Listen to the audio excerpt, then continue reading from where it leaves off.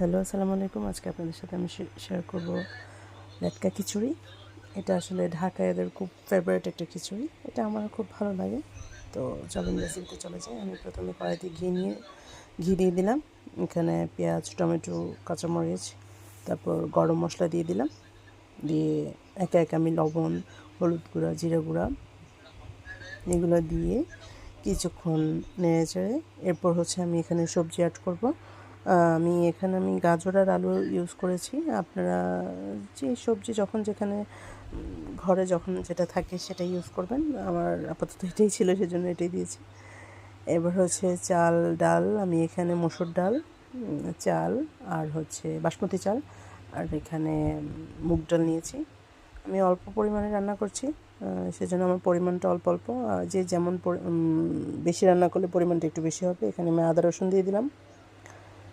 আর